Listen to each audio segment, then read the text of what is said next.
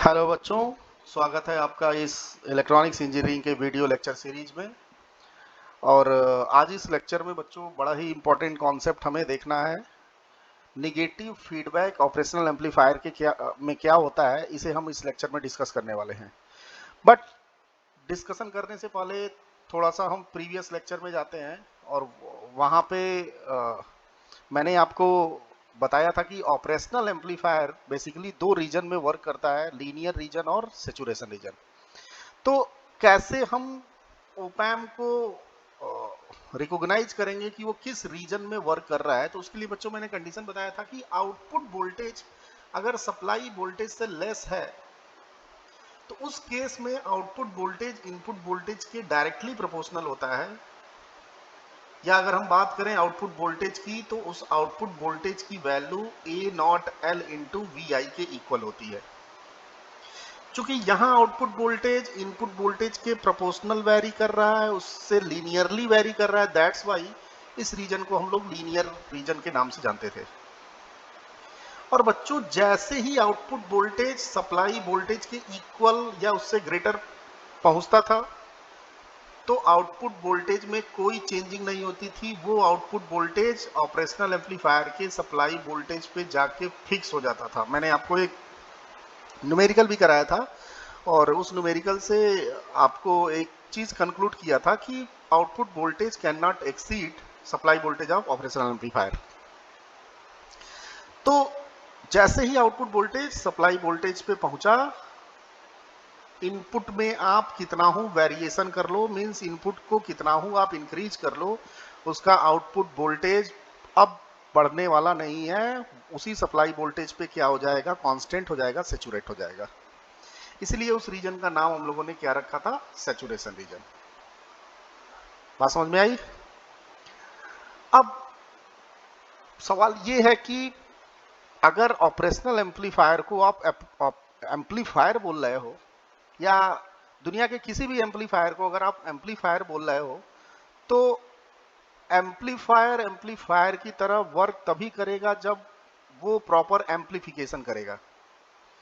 और बच्चों मैं आपको ये बताना चाहूंगा कि किसी भी एम्पलीफायर द्वारा प्रॉपर एम्पलीफिकेशन एक्शन परफॉर्म हो, ऐसा तभी होगा जब हम उस एम्पलीफायर के इनपुट में जो भी शेप का हम सिग्नल इनपुट में दे रहे हैं, जो भी हम सिग्नल अप्लाई कर रहे हैं, आउटपुट में एग्जैक्टली वैसा ही सिग्नल मिलना चाहिए।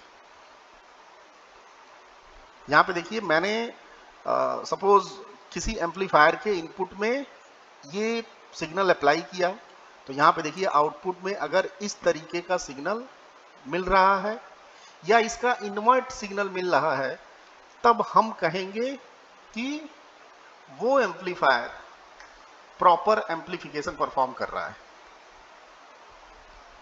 बात समझ में आई? अभी आगे मैं और बढ़ूंगा तब चीजें क्लियर होंगी। अभी फिलहाल आप ये समझिए कि जैसा इनपुट सिग्नल का शेप एग्जैक्टली आउटपुट में वही शेप मिलना चाहिए। 180 डिग्री का फेस शिफ्ट होके मिले कोई प्रॉब्लम नहीं। और बच्चों ऐसा तभी होगा जब आउटपुट किसी भी एम्पलीफायर का आउटपुट इनपुट के साथ लीनियरली वेरी करेगा। चूंकि यहां हम ओपैम की बात कर रहे हैं, ओपैम एक वोल्टेज एम्पलीफायर है, इसलिए ओपैम का voltage output voltage input voltage के डायरेक्टली प्रोपोर्शनल अगर होगा तो आउटपुट में बिल्कुल उसी शेप का सिग्नल मिलेगा जो आपने इनपुट में अप्लाई किया है। उसका कारण ये है कि जैसे जैसे आप इनपुट वोल्टेज को बच्चों इंक्रीज करोगे या डिक्रीज करोगे, उसी प्रोपोर्शनल में आउटपुट वोल्टेज भी इंक्रीज या डिक्रीज होगा, तभी आपको एग्जैक्टली वैसा ही सिग्नल मिलेगा। आप देखो ना, इनपुट को आप ऐसे इंक्रीज कर रहे हो, ऐसे इंक्रीज कर रहे हो, तो आउटपुट भी ऐसे ही इंक्रीज हो रहा है, उसी प्रोपोर्शनल में इंक्रीज हो रहा है। फिर जब इनपुट डिक्रीज हो रहा है बच्चों, तो आउटपुट वोल्टेज क्या हो रहा है, डिक्रीज हो रहा है उसी प्रोपोर्शनल में। तो बिल्कुल इनपुट सिग्नल के जैसा शेप यहाँ पे देखिए मिल रहा है। तो अगर मिल रहा है तो निश्चित तौर पे आउटपुट वोल्टेज इनपुट वोल्टेज के साथ लीनियरली या प्रोपोर्शनल तरीके से वैरी कर रहा है। बात समझ में आई? अगर ऐसा नहीं होगा तो क्या प्रॉब्लम होगी, जरा उसको हम देखते हैं। जैसे मान लो किसी भी एम्पलीफायर पे आपने ऐसा इनपुट सिग्नल अप्लाई किया, अब अगर वह एम्पलीफायर इनपुट के अकॉर्डिंग, उसका आउटपुट वोल्टेज जो है वो इनपुट के अकॉर्डिंग चेंज हो रहा है। यहाँ पे देखिए जैसे जैसे आप इनपुट वोल्टेज को इंक्रीज कर रहे हो, आउटपुट वोल्टेज भी इंक्रीज कर रहा है। लेकिन मान लो बच्चों आउटपुट वोल्टेज इंक्रीज करते करते सैचुरेशन वोल्टेज पे पहुंच गया, तो उसके बाद आप जानते हो आउटपुट वोल्टेज चेंज होने वाला नहीं है, वो उसी पे फिक्स हो जाएगा। यहाँ पे देखिए जैसे इनपुट इंक्रीज कर रहा है, यहाँ देखो आउटपुट भी इंक्रीज कर रहा है, बट यहाँ पे जाके बच्चों आउटपुट वोल्टेज की वैल्यू वी सेट हो जा रही है। तो आपने पिछले लेक्चर में पढ़ा कि वी सेट से वैल्यू इंक्रीज नहीं कर सकती है, तो यहीं पे आउटपुट वोल्टेज क्या हो जाएगा, फिक्स हो जाएगा। बात समझ में आई? और यही चीज मैंने नेगेटिव के लिए बनाया हुआ है, ये देखिए। तो हुआ क्या यहाँ पे,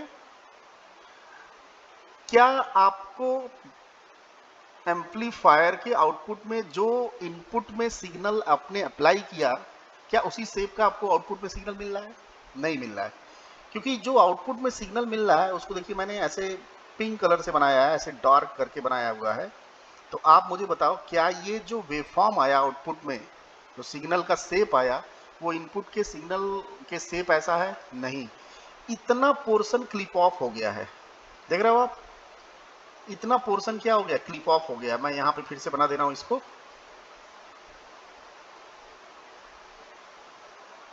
जो आउटपुट में हमें सिग्नल मिला वो कुछ इस तरीके का मिला, यहाँ पे इंक्रीज हुआ, फिर कांस्टेंट हो गया, फिर यहाँ डिक्रीज हुआ, फिर कांस्टेंट हो गया, फिर ऐसे मिला। आप देख रहे हो ये जो पोर्शन है, ये पोर्शन इतना क्लिप ऑफ हो गया। और ऐसा बच्चों इसलिए हुआ क्योंकि ओपैम जो है वो कहाँ चला गया, किस रीजन में चला गया, सैचुरेशन रीजन में चला गया। तो इस क्लिप ऑफ की वजह से प्रॉब्लम क्या हुई भाई, ये जो इनपुट सिग्नल है, सिग्नल मीन्स क्या होता है, इंफॉर्मेशन। तो अगर कहीं सिग्नल क्लिप ऑफ हो रहा है, इसका मतलब उतने पोर्शन का इंफॉर्मेशन गायब हो जा रहा है। तो अगर कोई एम्पलीफायर में क्लिप ऑफ आउटपुट मिल रहा है, इनपुट वेवफॉर्म का क्लिप ऑफ आउटपुट मिल रहा है, तो आप बताओ आप तक प्रॉपर इंफॉर्मेशन पहुंची? आउटपुट में पूरी की पूरी इंफॉर्मेशन मिली नहीं। बात समझ में आई बच्चों? कुछ इंफॉर्मेशन क्लिप ऑफ हो गई, कुछ सिग्नल क्लिप ऑफ हो गया। तो जब भी किसी एम्पलीफायर के अंदर इस तरीके का आउटपुट मिलेगा, उसे हम डिजायर्ड आउटपुट नहीं बोलेंगे। मींस इस एम्पलीफायर का आउटपुट डिजायर्ड आउटपुट नहीं है। डिजायर्ड आउटपुट तभी होगा जब शेप ऑफ आउटपुट सिग्नल बिल्कुल सिमिलर होगा शेप ऑफ इनपुट सिग्नल के। बात समझ में आई बच्चों? तो इस पूरे डिस्कशन से हम इस कंक्लूजन पे पहुंचे कि अगर किसी ऑपरेशनल एम्पलीफायर को एम्पलीफायर की तरह वर्क कराना है या उससे एम्पलीफिकेशन कराना है, तो वो किस रीजन में होना चाहिए बच्चों? लीनियर रीजन में होना चाहिए, क्योंकि आउटपुट वोल्टेज अगर इनपुट वोल्टेज के प्रोपोर्शनल होगा तभी आउटपुट में डिजायर्ड आउटपुट मिलेगा। अदरवाइज अगर वो सैचुरेशन में जाएगा तो डिजायर्ड आउटपुट नहीं मिलेगा। तो हमें एम्पलीफिकेशन के लिए डिजायर्ड आउटपुट मिलना बहुत जरूरी है, क्योंकि जो इंफॉर्मेशन हम इनपुट में दे रहे हैं, जो सेंड कर रहे हैं इंफॉर्मेशन, वही इंफॉर्मेशन अगर आउटपुट में न मिले तो आप बताइए उचित है ऐसा? तो फिर काहे बात का एम्पलीफिकेशन? आधी इंफॉर्मेशन ही गायब हो जा रही है, तो किस बात का एम्पलीफिकेशन भाई? तो हमें इस बात का ध्यान रखना है कि कोई भी इंफॉर्मेशन क्लिप ऑफ नहीं होनी चाहिए। और ऐसा तभी होगा बच्चों जब इनपुट और आउटपुट सिग्नल का वेवफॉर्म का शेप सेम होगा। बात समझ में आई? तो अगर आउटपुट वोल्टेज इनपुट वोल्टेज के प्रोपोर्शनल है, मींस एम्पलीफायर लीनियर रीजन में है, तभी वो एम्पलीफायर की तरह वर्क करेगा, अदरवाइज वो एम्पलीफायर की तरह वर्क नहीं करेगा।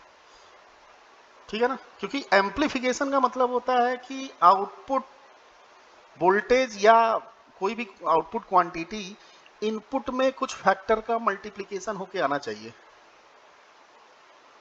और ऐसा तभी होगा जब आउटपुट वोल्टेज इनपुट वोल्टेज के डायरेक्टली प्रोपोर्शनल होगा, मीन्स लीनियर रीजन में होगा। बात समझ में आई? तो आई होप बच्चों ये पूरा जो भी मैंने अभी तक डिस्कशन करवाया वो समझ में आ गया। और दुनिया का कोई भी एम्पलीफायर हो, आपको इलेक्ट्रॉनिक्स इंजीनियरिंग में बहुत सारे एम्पलीफायर पढ़ाए जाएंगे, और जब जब एम्पलीफायर पढ़ाया जाएगा बच्चों, तो वहां आपको ये बताया जाएगा कि एम्पलीफायर प्रॉपर एम्पलीफिकेशन तभी करेगा जब इनपुट और आउटपुट में लीनियर रिलेशन होगा, अदरवाइज वो प्रॉपर एम्पलीफिकेशन नहीं करेगा। तो हमें कुछ उस एम्पलीफायर में मॉडिफिकेशन करना होता है, कुछ चेंजिंग करना होता है, या कुछ एक्सटर्नल सर्किट कनेक्ट करना होता है ताकि वो प्रॉपर तरीके से एम्पलीफिकेशन कर सके, या फिर यूं समझ लीजिए कि वो सैचुरेशन रीजन में न जाए, क्योंकि सारा गड़बड़ी सैचुरेशन रीजन में जाने की वजह से हो रहा है। इसलिए हमारा ये प्रयास होना चाहिए कि दुनिया का कोई भी एम्पलीफायर है वो सैचुरेशन रीजन में नहीं जाना चाहिए, तो उसके लिए हमें कुछ व्यवस्था करनी पड़ेगी। बात करते हैं यहाँ ऑपरेशनल एम्पलीफायर की बच्चों। तो ऑपरेशनल एम्पलीफायर अगर प्रॉपर एम्पलीफिकेशन नहीं कर रहा है, मीन्स वो सैचुरेशन में जा रहा है, तो उसका कारण क्या है जरा समझते हैं उसको। तो यहाँ पे देखिए मैंने कुछ वैल्यूज लेके आपको समझाया हुआ है। सपोज हमने ओपैम्प में इनपुट दिया 2 वोल्ट का, और उसका गेन हमने एक बार 10 टू द पावर 3 और दूसरी बार 10 टू द पावर 6 लिया। सपोज ओपैम्प का जो गेन है वो मान लो 10 टू द पावर 4 है, सॉरी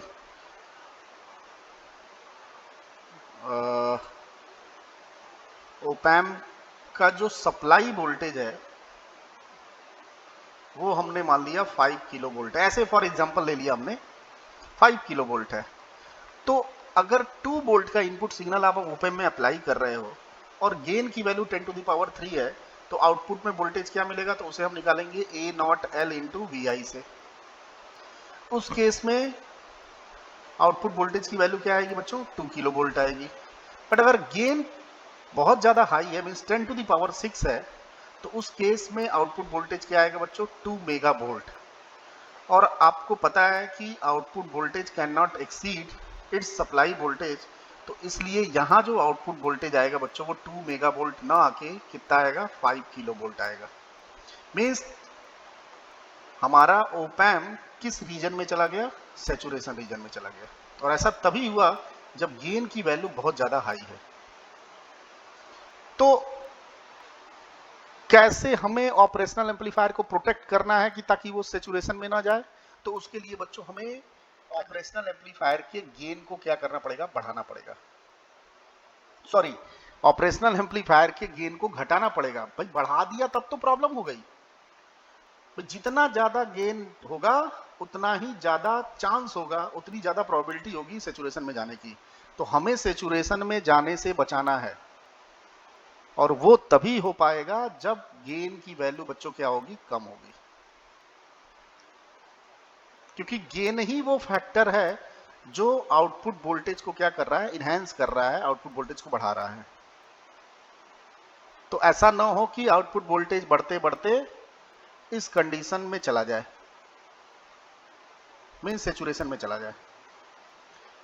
बात समझ में आई? तो यहां से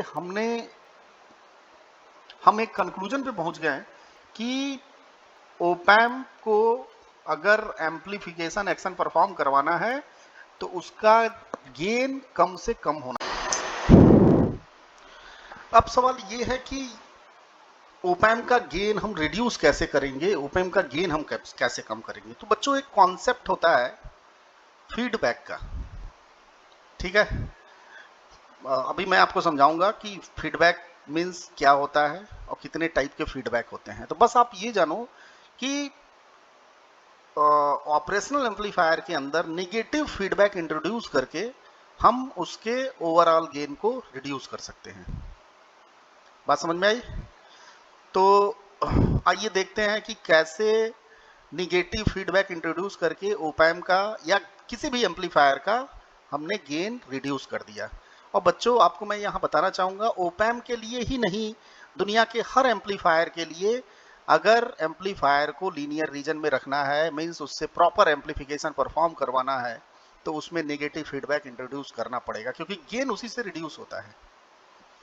तो कहीं भी एम्पलीफायर ओपन एम्पलीफायर नहीं यूज होता है, हमेशा एम्पलीफायर फीडबैक के साथ आएगा और उस फीडबैक में नेगेटिव फीडबैक के साथ आएगा। तो आइए बच्चों देखते हैं कि how to reduce overall gain of any amplifier to introduce negative feedback. ठीक है, तो सबसे पहले तो यहाँ पे देखो आप, मैंने एक ओपन लूप एम्पलीफायर लिया हुआ है और एम्पलीफायर को जो डिनोट करने का या सिंबॉलिक तरीके से बनाने का जो तरीका होता है बच्चों इलेक्ट्रॉनिक्स इंजीनियरिंग में, वो ऐसे होता है कि ऐसे हम ट्रायंगल से एम्पलीफायर को बना देते हैं और यहाँ बीच में कुछ लिखते हैं, वो उसका गेन शो करता है। तो यहाँ पे देखिए मैंने एक ओपन लूप एम्पलीफायर लिया हुआ है जिसका गेन क्या है बच्चों, ए है। ठीक है, इनपुट वोल्टेज हम वी आई अप्लाई कर रहे हैं, आउटपुट में हमें वी नॉट मिल रहा है और सब बच्चे जानते हैं वी नॉट की वैल्यू क्या आएगी, तो उसके इनपुट वोल्टेज में गेन का मल्टीप्लाई होगा। ठीक है, तो यहाँ जो गेन है बच्चों वो क्या हो जाएगा, आउटपुट और इनपुट वोल्टेज का रेशियो हो जाएगा, जिसे हम ओपन लूप बोलेंगे, ओपन लूप गेन बोलेंगे, क्योंकि यहाँ जो एम्पलीफायर है वो ओपन लूप कंडीशन में है। बात समझ में आई? अब हमें ओपैम के अंदर फीडबैक इंट्रोड्यूस करना है। ठीक है, तो ओपैम विथ फीडबैक या एम्पलीफायर विथ फीडबैक, अभी एक हम जनरल एम्पलीफायर की बात कर रहे हैं, तो अब हम फीडबैक एम्पलीफायर की बात करेंगे। फीडबैक एम्पलीफायर या एम्पलीफायर विथ फीडबैक, कुछ भी आप बोल सकते हो। तो फीडबैक मीन्स क्या हुआ बच्चों कि फीडबैक का मतलब ये हुआ कि एम्पलीफायर के आउटपुट से, जैसे एम्पलीफायर का इनपुट वोल्टेज वी आई था, यहाँ इसका आउटपुट वोल्टेज मिला वी नॉट, और इसका गेन जो ओपन लूप गेन था वो क्या था बच्चों, ए था। तो फीडबैक मतलब ये होता है कि एम्पलीफायर के आउटपुट से या किसी भी डिवाइस के आउटपुट से कुछ पोर्शन लेके इनपुट में इंसर्ट करना और इनपुट में इंसर्ट करने के बाद एम्पलीफायर के इनपुट पे अप्लाई करना। मैं आपको समझाना चाहूंगा कि मैंने कहा कि आउटपुट्स, एम्पलीफायर के आउटपुट से आपको आउटपुट वोल्टेज का कुछ फैक्टर लेना है, तो उसके लिए मैंने एक, यहाँ पे देखिए एक मल्टीप्लिकेशन फैक्टर बीटा ले लिया और यहाँ हमने हमें मिल गया आउटपुट वोल्टेज का कुछ पार्ट जिसको हम वी एफ से डिनोट करेंगे, और ये वाला पार्ट हमें इनपुट में इंसर्ट करना है। तो इनपुट में इंसर्ट करने के लिए यहाँ पे एक हम समर का इस्तेमाल करते हैं, मैं आपको आगे बताऊंगा या इलेक्ट्रॉनिक्स में आप पढ़ोगे समर बेसिकली क्या होता है, तो मैं थोड़ा सा मैं आपको बता दे रहा हूँ कि समर मीन्स दो सिग्नल को सम करने वाला। ठीक है, दो सिग्नल को ऐड करने वाला। तो यहाँ पे हमने एक समर ले लिया और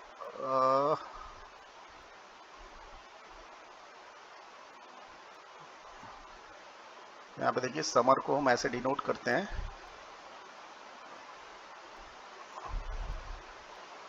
और ये है हमारा इनपुट, और यहाँ से जो फीडबैक मीन्स आउटपुट का जो पोर्शन हमने लिया है उसको इस समर में अप्लाई करेंगे। और चूंकि हमने निगेटिव फीडबैक अप्लाई किया है बच्चों, इसलिए यहाँ पे हम निगेटिवली इसमें इंसर्ट करेंगे। बात समझ में आई? मीन्स यहाँ आ रहा है वी आई, यहाँ पे आ रहा है वी एफ, तो आप मुझे बताओ यहाँ पे क्या आएगा, तो यहाँ पे आएगा बच्चों V I minus V F. मैंने कहा कि ये समर है, दो सिग्नल को या दो से अधिक सिग्नल का सम करता है, बट यहाँ जो सिग्नल है वो निगेटिव में है, तो फाइनली जो इसका आउटपुट आएगा वो क्या आएगा, V I minus V F. भाई अगर सम कर रहा है वी आई का माइनस वी एफ में तो ऐसे होगा V I plus minus V F, तो क्या आप इसको V I minus V F लिख सकते हो? तो वही मैंने यहाँ पे लिखा, ठीक है।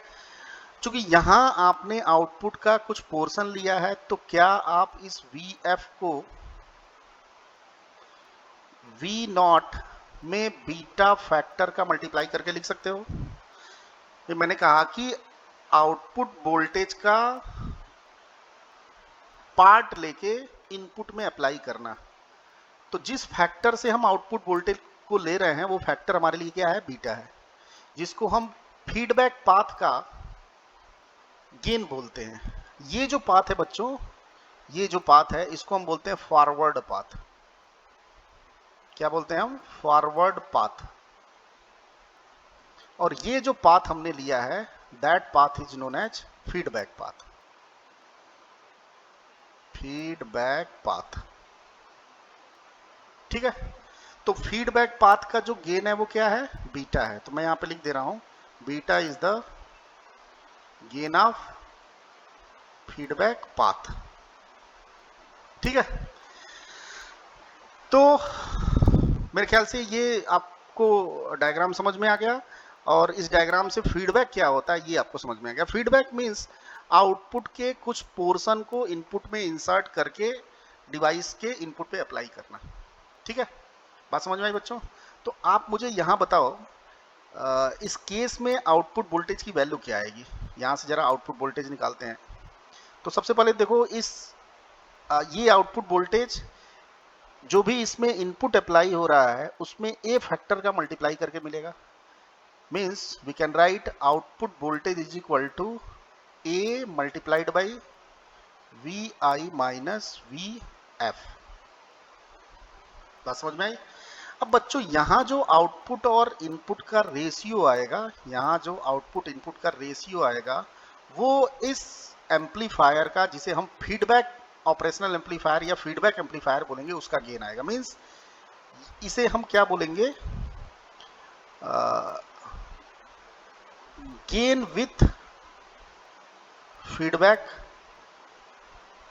या क्लोज लूप गेन बोलेंगे बच्चों। Close loop gain. भाई जब एम्पलीफायर पहले ओपन था तो आप गेन को क्या नाम दे रहे थे? Open loop gain. यहाँ आपने एम्पलीफायर को क्या कर दिया? क्लोज कर दिया फीडबैक पाथ के द्वारा। इसलिए जो इसका ओवरऑल गेन आएगा उसे आप क्या नाम से, किस नाम से पुकारोगे? क्लोज लूप गेन से। बात समझ में आई? और यही आपको निकालना है, यही इस एम्पलीफायर का इफेक्टिव गेन बनेगा। तो वही हमें चेक करना है कि ये जो इफेक्टिव गेन आ रहा है, इसका क्लोज लूप गेन आ रहा है, वो ओपन लूप गेन से ज्यादा आ रहा है कि कम आ रहा है, ठीक है। तो आइए उसको कैलकुलेट करते हैं हमें। तो हमें finally V not by we I को कैलकुलेट करना है।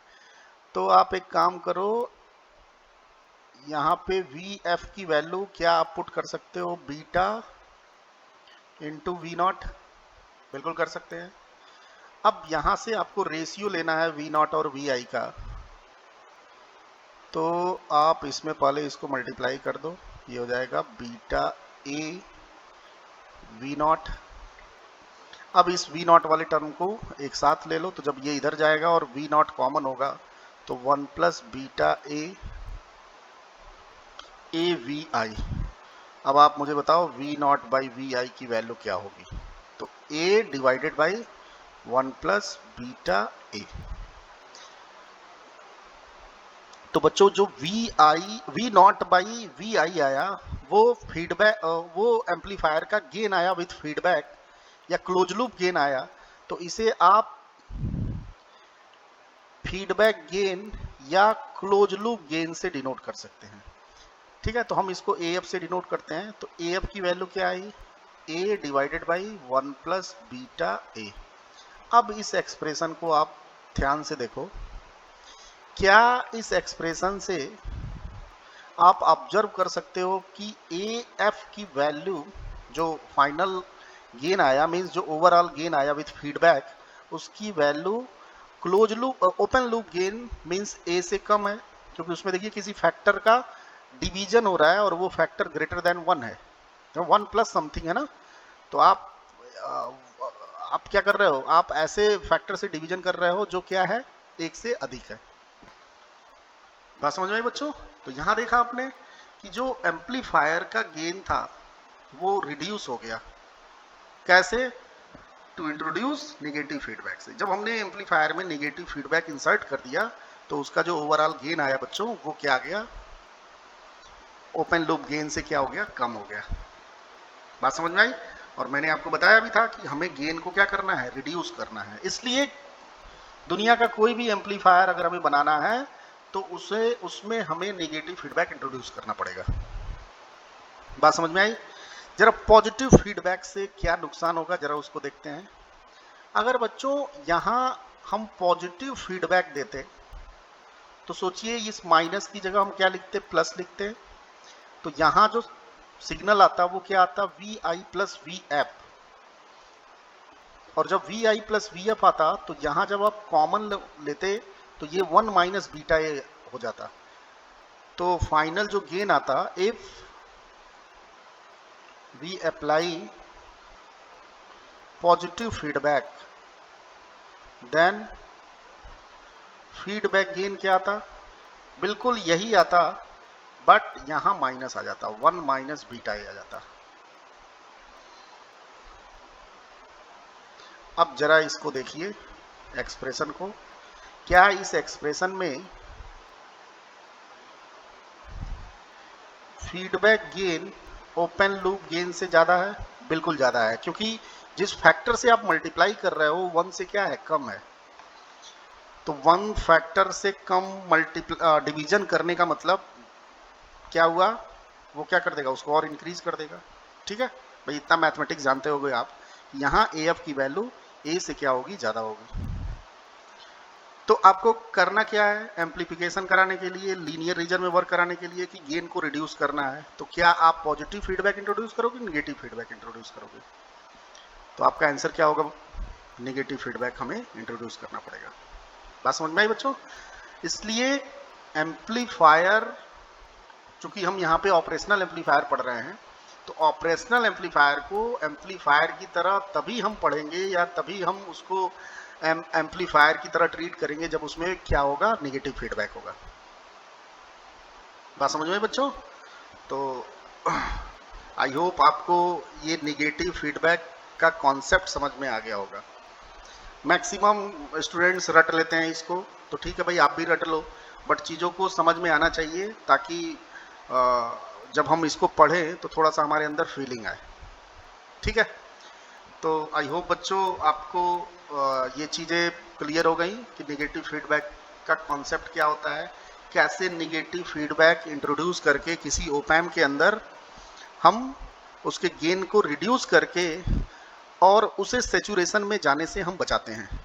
मीन्स उसे हम एम्पलीफायर की तरह वर्क कराने के लिए उसको लीनियर रीजन में हम कैसे रखते हैं। बात समझ में आई?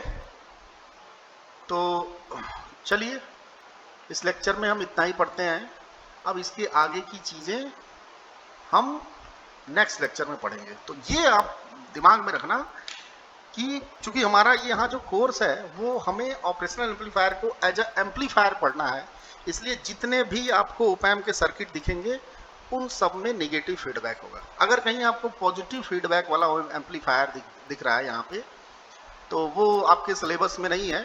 आपको पॉजिटिव फीडबैक वाला भी ओपैम्प पढ़ाया जाएगा जब आप हायर सेमेस्टर में जाओगे। ठीक है, तो यहाँ आपको अभी पॉजिटिव फीडबैक का टेंशन नहीं लेना है, आपको अभी सिर्फ फोकस करना है नेगेटिव फीडबैक पे। मीन्स ओपैम्प को एज अ एम्पलीफायर की तरह ट्रीट करना है। ठीक है बच्चों, तो चलिए आज के लिए बस इतना ही। धन्यवाद आपका। जय हिंद, जय भारत।